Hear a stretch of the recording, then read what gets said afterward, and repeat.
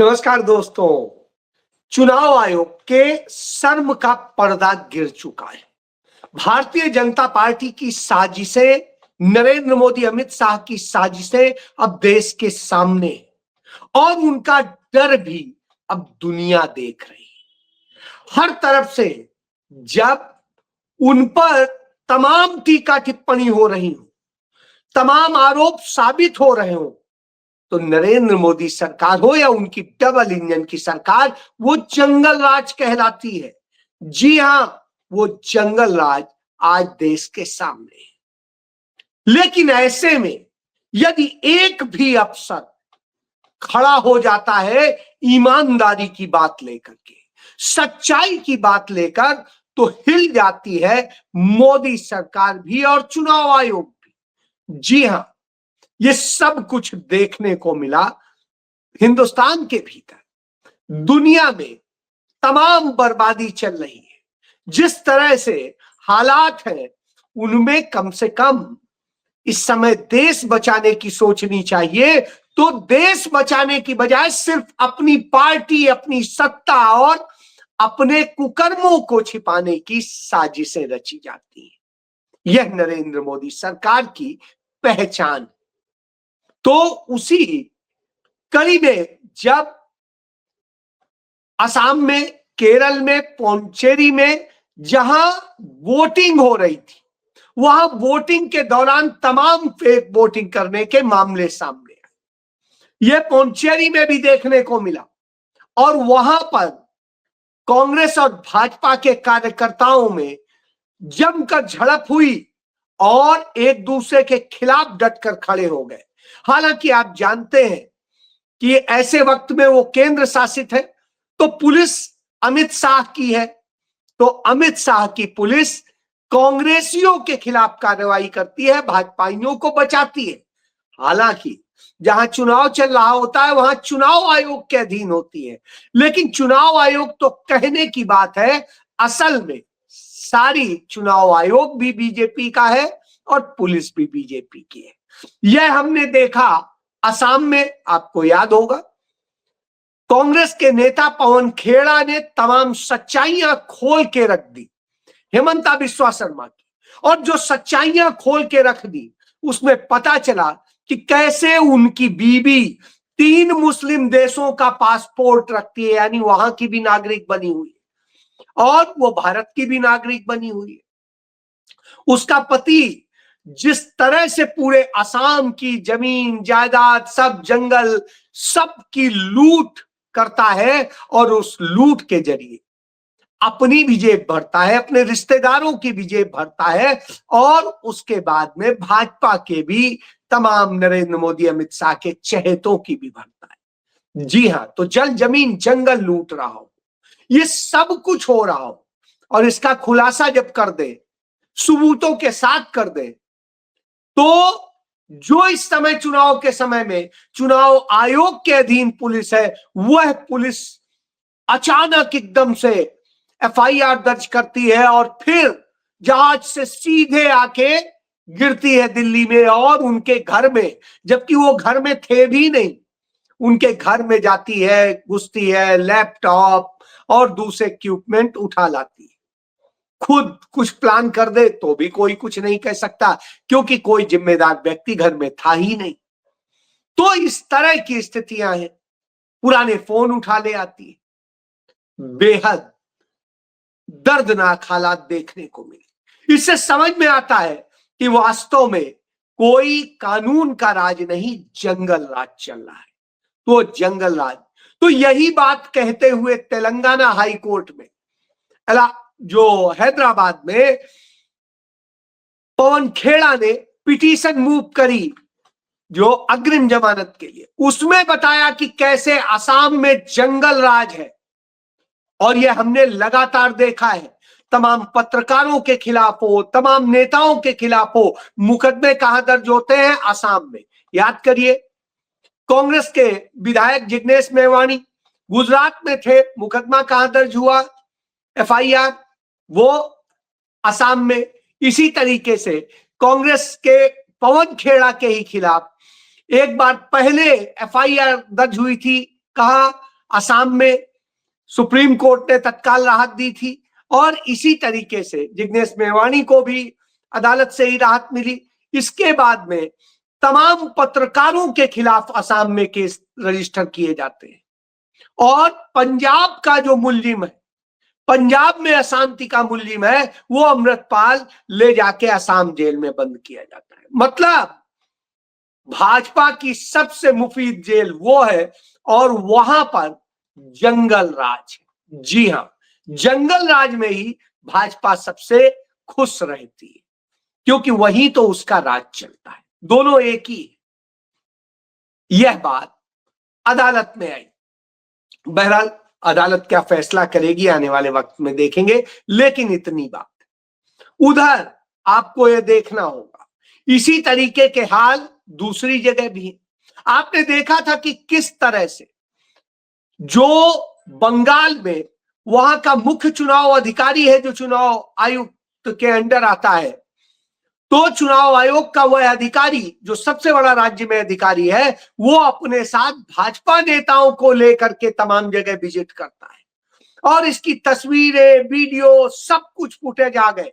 और इन सबूतों को लेकर के जब टीएमसी के सांसद डेरेक ओब्राय और उनके साथ में तमाम सारे और सांसद गए, तो चुनाव आयोग और मुख्य चुनाव आयोग जिस तरह अभद्रता से बात करता है, जिस तरह के बात कहता है, गेट लॉस्ट बोलता है, तो अब आप समझ लीजिए कि वो चुनाव आयोग नहीं रह गया, वो भाजपा का सेल हो गया है।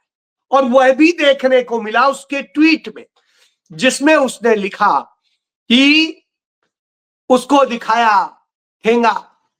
तो अब आप समझिए कि जिस तरह की भाषा इस्तेमाल हो रही है, वो बताता है कि भाजपा का एजेंट। इसके पहले हमने चुनाव आयोग के ही एक लेटर में भाजपा की मोहर देखी थी, तो ये सारी बातें इसकी ओर इशारा तो कर ही रही थी। तो मुख्य चुनाव आयुक्त यानी ज्ञानेश कुमार गुप्ते पश्चिम बंगाल को लेकर मीटिंग करते हैं। उत्तर प्रदेश में लखनऊ में डीएम रह चुके, जौनपुर में डीएम रह चुके, कई जगह डीएम रह चुके, और बहुत अच्छे और बहुत सज्जन आईएएस ऑफिसर है अनुराग यादव। वो ऑब्जर्वर के तौर पे वहां ड्यूटी पर लगे थे, और जब वहां पर बदतमीजी के साथ में, यानी भाजपा का एजेंडा पूरा न करने के कारण वो उन्हें धमका रहे थे, डराने की कोशिश कर रहे थे, बदतमीजी से बात कर रहे थे, तो अनुराग ने भी उन्हें कह दिया कि मैं भी 25 साल की सर्विस हो गई, मैं जिला निर्वाचन अधिकारी भी रह चुका, निर्वाचन अधिकारी भी रह चुका, और ऑब्जर्वर भी रह चुका। आज तक मुझ पर किसी ने उंगली नहीं उठाई थी। आप जिस तरह से व्यवहार कर रहे हैं वह बेहद शर्मनाक है। और उन्होंने साफ साफ कहा, मैं सही काम करूंगा, कोई गलत काम नहीं करूंगा। बस इतना था कि आग बबूला हो गए, तमाम बातें हुई, तमाम हॉट टॉक हुई। चाहिए ईमानदारी से उसको जनता के सामने रिलीज करें कि सच्चाई क्या थी। वो हिम्मत तो है नहीं चुनाव आयोग। क्या मुझको ये वीडियो शेयर करना चाहिए? हाँ, करना चाहिए, लेकिन करोगे नहीं, तुम्हारे अंदर दम नहीं है। तो ये ज्ञानेश कुमार गुप्ते, तो उससे भी साबित हो जाता है। बहरहाल उन्हें हटा दिया जाता है वहां से। अब आप हटाइए ना हटाइए, उन्होंने तो पहले ही सच बोला, और सच बोलने की यह स्थिति होती है। तब इसी तरीके से तमाम जगह हो रहा है। तो अब असम में ही देखने को मिला कि किस तरह से पहले होता था कि वहीं के लोगों से वोट डालने के लिए पैसे दे दिए जाते थे, कुछ होता था। तो अब असम में आप देखिए, आप लोग पैसा नहीं, आप लेडीज आराम से रहिए, अल्लाह नहीं कीजिए। कौन दिया, कौन बताइए, कौन दिया बताइए। ये देखिए, ये महिला है, इनके अलावा एक दूसरा व्यक्ति है। तो यूपी और बिहार के लोग ला के और उनसे भाजपा डलवा रही है, और जिसके नाम का ये वोट डाल रही थी महिला, जिसकी पत्नी बनके वही व्यक्ति खुद पकड़ लेता है कि मेरी बीवी तुम कहां हो, मैं तुम्हारा पति हूं क्या। तो आप इससे समझ लीजिए इस तरह से भाजपा काम कर रही। जब यह करती है तो सारी बात सामने आती है। इसी तरीके से बिहार के लोग, यूपी के लोग और ये ला ला के फर्जी वोट डलाए जाते हैं, तो यह काम होता है। और इसी तरीके से केरल में भी हुआ। केरल में भी वोट खरीदने का काम हुआ। वहां साड़ियां दी जा रही हैं, पैसे दिए जा रहे हैं। भाजपा ने पहली बार केरल के इतिहास में यह भी हो रहा है। यह गंदगी भी भाजपा ने की है, क्योंकि वहां इस तरह का काडर तो है नहीं, तो इसलिए वहां इस तरह से खेल करते हैं। इसके बाद लाखों लाखों वोट काटे हैं, वह भी सबको पता है। पूरे देश में एसआईआर के नाम पे 8.5% से लेकर के 24% तक राज्यों में वोट काटे गए। यानी 24% मतलब आप सोचिए, 1/4 आबादी वोट में खत्म कर दी। इस तरह से नरेंद्र मोदी ने कराया है और किया है, और इस तरह चुनाव जीतने की साजिश रचते हैं। फिर भी मैं कहता हूं 75% तो बचे ना। वो 75% यदि कसम खा के खड़े हो जाए कि हमें नरेंद्र मोदी को हराना है, तो कोई माई का लाल नरेंद्र मोदी को जिता नहीं सकता है, बीजेपी को जिता नहीं सकता है। लेकिन उन्हें तो खड़ा होना पड़ेगा। लेकिन कोई डरा हुआ है, कोई बिका हुआ है, कोई कहीं है, कोई नफरत से भरा हुआ है, कोई झूठ व्हाट्सएप यूनिवर्सिटी से चलता है, तो क्या करेगा।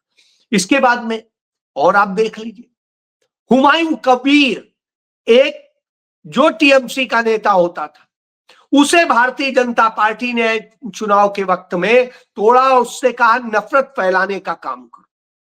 तो उसने जो बाबरी मस्जिद अयोध्या में हुआ करती थी, अयोध्या के बगल में अदालत ने जमीन दी है कि जिसमें वो बनेगी, तो ऐसी स्थिति में वो कहता है हम बंगाल में बनाएंगे बाबरी मस्जिद, और उसको लेके एक नफरत पैदा करता है, सब करता है। हुमायूं कबीर पहले बीजेपी का ही नेता रहा था, बीजेपी से चुनाव लड़ा था। जब हार गया तो टीएमसी में चला गया और टीएमसी से जीतकर विधायक बन गया। अब भाजपा ने उसे फिर से कैच किया, क्योंकि पुराना उनका आदमी, और उसको किया तो उसने स्टिंग ऑपरेशन में स्वीकार कर लिया कि उसे 1,000 करोड़ रुपए कमवाने की बात कही गई थी। 1,000 करोड़ रुपए में डील हुई थी और डिप्टी सीएम की कुर्सी देने की बात हुई थी। यही नहीं, वो स्टिंग ऑपरेशन में और भी बहुत कुछ स्वीकारता है। इसके अलावा देखने को मिला, हुमायूं कबीर को Y+ श्रेणी की सुरक्षा केंद्र सरकार ने दे दी।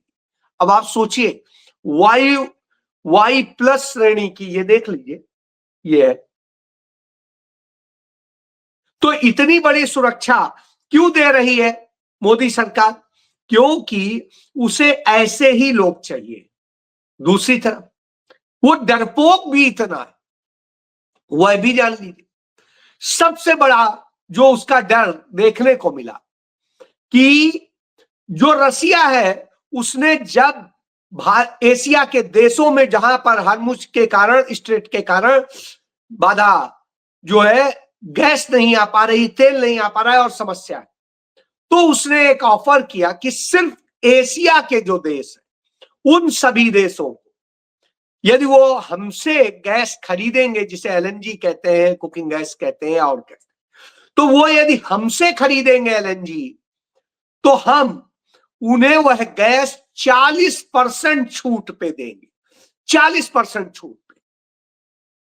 तो ऐसे में नरेंद्र मोदी डरा हुआ दिखाई देता। क्यों डरा हुआ दिखाई देता है?